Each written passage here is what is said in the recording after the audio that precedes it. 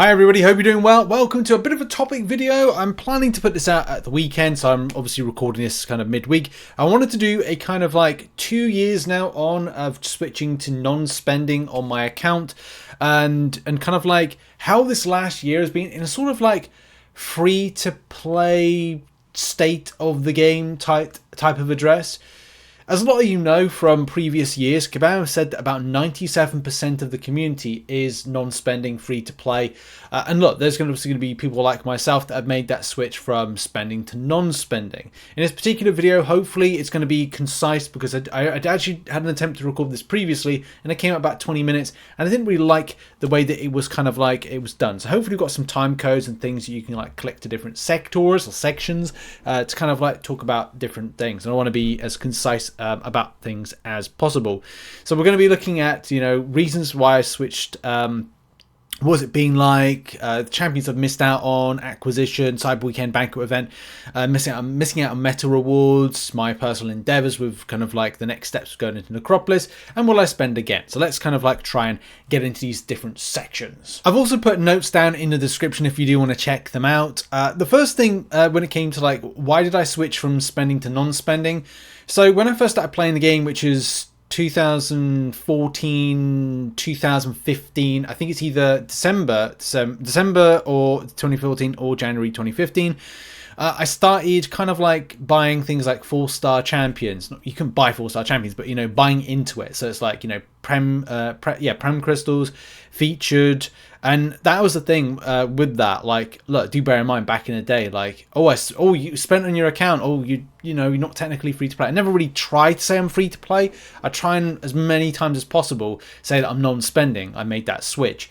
Back in the day, you used to be spending a lot of money just to get 4 stars, and the depreciation value of stuff wasn't great. And the same thing, like, it just continues on.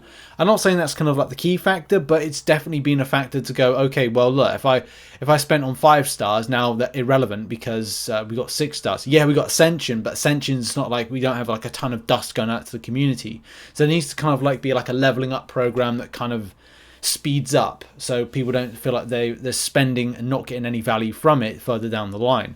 The other thing was like I decided to switch from spending to non-spending for a challenge because I think this has been very important. I mean, it's great to save money as well at the same time because look, let's face it, like a lot of kind of content creators will spend in order to tax write it off, so that's another thing as well. And I don't think anybody kind of like would be too shocked about that. That's how it is.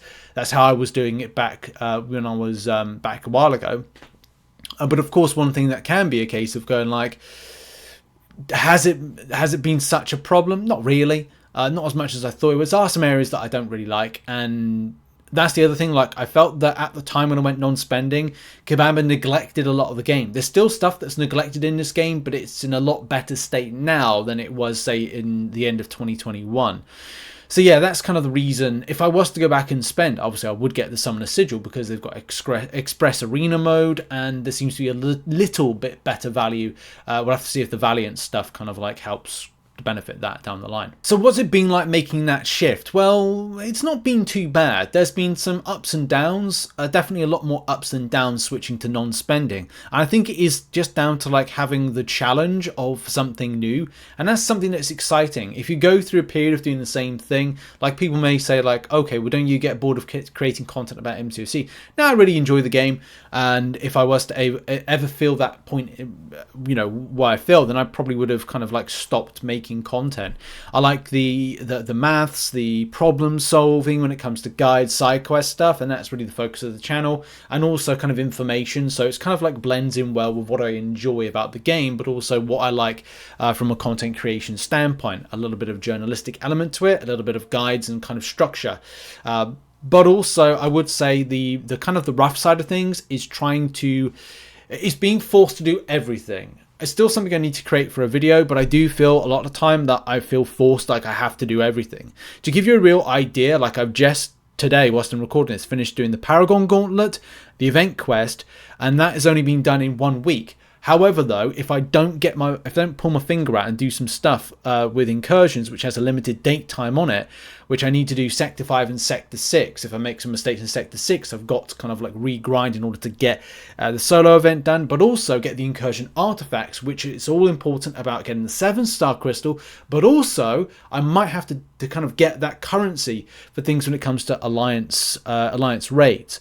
So that I feel very forced to do incursion artifacts. I'm sure people will say, no, you're not forced, and Kabam will say the same thing. But I would just point out that because the loyalty store, which basically, you know, you have to do alliance wars in order to get that 7-star, and also some of the rarer items that are in here, you kind of feel like, well, I'm not able to grab this stuff that I'd have to necessarily spend money on. Instead, I've got to grind it in other places. Like, oh, I didn't pick up a tier 3 alpha or tier 6 basic from Cyber Weekend or Banquet Event or whatever. You feel like you have to do the loyalty grind or be an alliance that does it in order to grab it back. The same thing you could say for battlegrounds, and I think even more so when Kabam do these special months, like you have to do it to get something specific out of it. So it adds a little bit more stress to stuff. And one thing that's great is like my particular alliance are very flexible on things, but I do feel quite guilty each and every time that I come close. I end up doing it because Battlegrounds at the point of recording this video has got an event that's running, and like my alliance are very kind of good at kind of like farming stuff, but I've not put enough points in at this moment in time, and I always plan to kind of do the grind. Although that's the thing, isn't it? Like I've got to put in the effort. 48,000 is not good enough. So the stress, the pressure side of things of doing everything is largely there. And of course I've got to do Necropolis. I've got to 100% it because it's my only option to become Valiant, which is not necessarily a bad thing, but not necessarily a good thing, because all that free time eats into things like grinding Arena, which, you know, I've got a large amount of units now, but that's largely going to go when it comes to things like the Banquet Event, investing into Necropolis, and then I have to start again. So it means I have to farm more on a more regular basis. So there's always pressures when it comes to the game. Now, one of the key things when it comes to spending is missing new champions. A lot of the time, it's kind of quite tempting when there's champions like Onslaught, and as much as I don't want to publicize like new champion kind of like pre-access bundles, it's kind of like, because it's advertising it at the end of the day. Some of these new champions do look really good, and I really would like to get them, but I cannot kind of justify going out of my way to spend in order to grab them. That's why it is a little bit disappointing on an acquisition standpoint. But I've kind of relaxed on that particular point to go, okay, I will at some stage get some of these new champions. I was really happy that I was able to rank up and put in Photon into my roster at a higher level, especially because I use her a lot when it comes to Battlegrounds and some other content. I actually started using her in Alliance Wars and really enjoy her. Shuri as well is a champion I've got to do a bit more on, and I'll probably use her in Necropolis and future runs once I've kind of like learnt the champion a bit more and put her up to rank 2. But the acquisition side of things to new champions isn't as bad, and as I said, this is all about me relaxing my mind to say I'm happy, I'm content with waiting for new 6-star featured to come out and acquire some of these champions, like, you know, Photon, and I got very lucky to get Morbius, got Werewolf by Night, which I've started ranking up, and that's the thing of going at positivity around this, is that I'm happy about this. Also waiting for Pool P-O-O-L of new champions coming in. Also look out for my Christmas Day opening, which is going to have a load of new options to, and I'll be waiting for those pool resets to kind of like, you know, get some like decent openings for you to see some delights. But yeah, I'm happy where I am with the acquisition of champions. Quickly on to the situation of the Banquet Event Cyber Weekend. Cyber Weekend wise, I was a little bit disappointed, but I think what Kabam have been doing is they've been trying to kind of like encourage people to do Necropolis over getting some deals. And of course, from a spending standpoint, you were able to spend in order to get another rank 3 7-star, which I didn't agree with. I found that was kind of like a very bad thing for Kabam to do, especially when they said we're not going to allow players that spend to get access. Well, look, spenders were able to do one singular run of Necropolis for completion, get themselves to spend through to grab the another rank 3 7-star and then grab the unit cash, and then they were able to get Valiant just by doing that. And it was like, look, that's less effort than 100%ing for most. For all free-to-play players, they had to 100% Necropolis in a very short space of time to get access to Valiant deals in order to then, you know, go further. And again, that's not necessarily a bad thing because it prioritizes content over that. And I'm happy with that. I'm happy with kind of like, and as I've said in videos, if you've taken me the wrong way or out of context, I have said, I'm happy with the fact that I will have to do Necropolis 100% to get access to it. It's just the problem I have was Kabam saying, hey, by the way, we're not going to allow spenders an opportunity to kind of like get an advantage or a leapfrog. And they did through kind of like less effort to get more if they spent.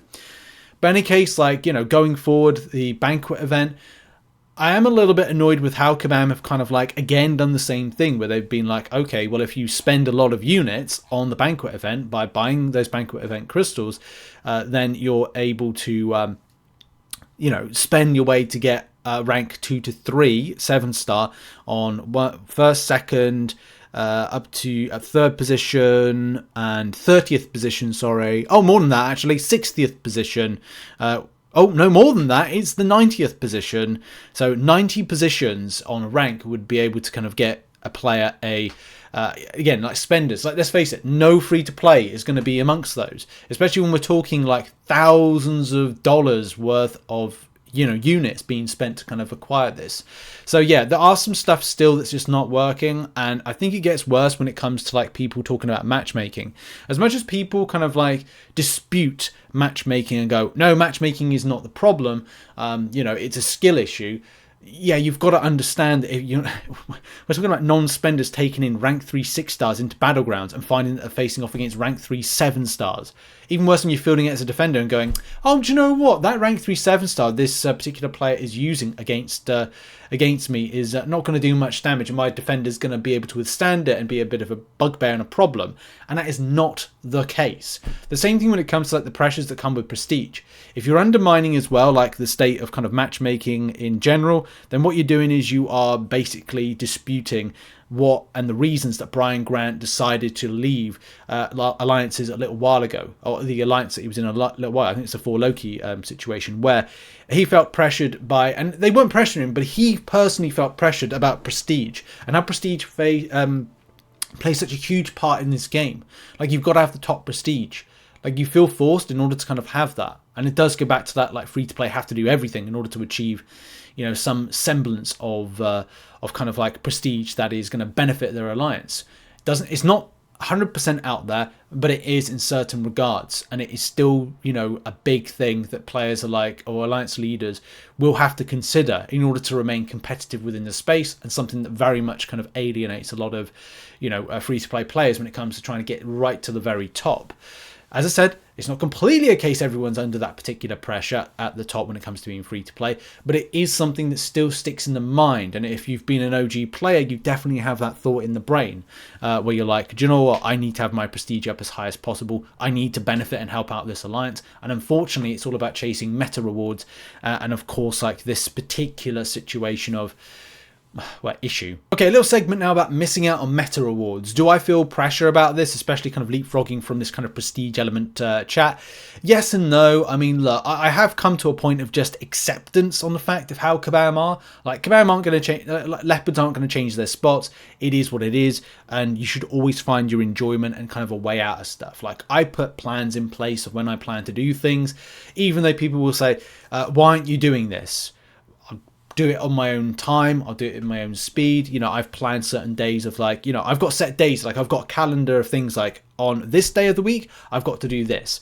Like next week, to give you an example, I've got a day or kind of like 2-hour segment where I have to plan my Necropolis run right down to which champions I'm using against each individual, you know, enemy, and also kind of like also plan my future runs at the same time. How many, you know, revives or health potions I'm going to earmark for it, planning my stash around it as well. And I've got a window of time I've got to do it, and then I've got to go into Necropolis by a certain date next week, because if I don't, then I'm going to miss the time that I'm available to do it. And that's the issue, isn't it? Because then I'll do, next day I'll be like, right, I've got to record MCN, let's go do some research, go and see if there's any kind of threads. There's new content information to cover, there's this happening or that happening, and you know, sometimes things happen where it's like, you know, life, like M says, the weekend we're going to go and view some houses, and I go, that's fine, and that's my Saturday actually, that's probably the yesterday or whatever. I'm posting this.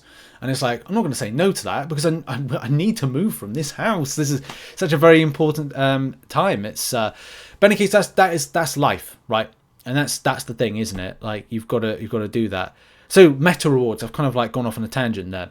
So meta rewards, yes, I have missed out on some. Yes, trying to get access to these is difficult. Is it going to get better? Yes, the deals you normally get better about July time, the July 4th deals, but I would say the Cyber Weekend deals should hopefully get better to that. However, though, Kabam put the Valiant title and Necropolis in so close to them, it kind of blindsided. And the problem with that blindsiding based thing is we have to then wait another year for the rewards, the meta rewards, to get more out to players, and also wait for things like Act 8.4 and the Act 8.4 deal to then the community benefiting again from all of this. So yeah, yes, I have missed out. But at the same time, I haven't, because I'm just chill with how this is going. The final question I want to ask myself that I put is, will I spend again? Because it has a really cool answer to it. So by this year, by next year, sorry. Well, January 2024, I want to have 100% in Necropolis. That's my target, my first target for 2024. The second thing is that by the end of the year, M should be editing some of the videos, if not all of the videos, and also doing thumbnails and uploading the content. So it means that I can then go back, I can save some time on a daily basis and then go back to live streaming more. And then what I plan to do is then have my time at the weekends to then create things like guides for the like lower content in the game, like lower acts, and also just general guides, because I feel like I haven't had enough time to deal with that. I feel like I want to get more time available to create things that maybe players want to see. Like, as much as I really enjoyed doing the Secret Champions series, I did feel that by the end of it, and I recorded it all in the summer, it was kind of time I could have been spent better in kind of guides form. But this thing is, like, I wanted to create and do that series, because once I've done it, it's a time capsule series. Like, it's done. I'm never going back to it again. It's done. Like, that's it. And the final episode of that is going to be out with me interviewing Gabe and talking about some of these champions on the last day of the year, which is pretty exciting. But in any case, like, spending wise, the reason that I've gone off on a tangent there to bring it back is spending would kind of like alleviate some more time, because I wouldn't be farming arena and I'll be able to focus on some of the key areas of the game. But I don't know if I actually want to do that. Definitely in 2024, like, I'm not going back to spending. If I did spend, I would probably in 2025 go back to using the Summoner Sigil, buying the Summoner Sigil, sorry. But again, that's another subject that will be impacted when it comes to the release of GTA 6. When GTA 6 is released, which, by the way, predates MCOC being an actual game, I do want to spend some time playing that game, and that may cause some issues down the line with getting content out, but it's the 10th year of MCOC, so I kind of feel like I should be playing MCOC more. But I want to see like how things go. I think 2024, between September, when me and M hopefully have a date to move into a property, don't know, we need to see. But yeah, we'll be kind of like considering what the future is with that, and I'm really excited for what could happen with the channel, what could happen with playing GTA 6 and uploading, and also getting into a new area of, like, I want to do GTA 6 roleplay when that's eventually going to come out, whenever. But then, again, like, I'm trying to future plan some stuff, and maybe I should just live for the moment, which I think is one of the main things. But in a nutshell, to finish off this video, I'm in a really good place when it comes to the game. There's some stuff I don't like. There's some stuff I do not like about how Kabam operate, and also operate with how they communicate and in some ways punish free-to-play players. I think a lot needs to change. It's got better. I don't know if it's going to get better as quickly as the player base wants to stick around, especially free-to-play. But in any case, where are you up to with how you feel about the game, especially if you're free-to-play, or maybe switch to free-to-play? Do you think it's in a good place? As I said, for me, there's a lot of functionality issues, like the AI, which Kabam said they improved. I don't think they improved. And again, this is this thing that I think Kabam are getting better, but it's a case of, like, it's the drip feed of the positivity. Like, it's drip, drip, dripping, but we haven't filled up a cup yet to kind of like to drink from. So it's getting there. I think next year we'll get a real idea of like where free-to-play is. But anyway, that's been the video. Hope you enjoyed it. A bit of perspective and kind of like, chat from me on this. And I'll see you in the next video. Have a lovely weekend, and check out some other content located on screen. Much love. Goodbye.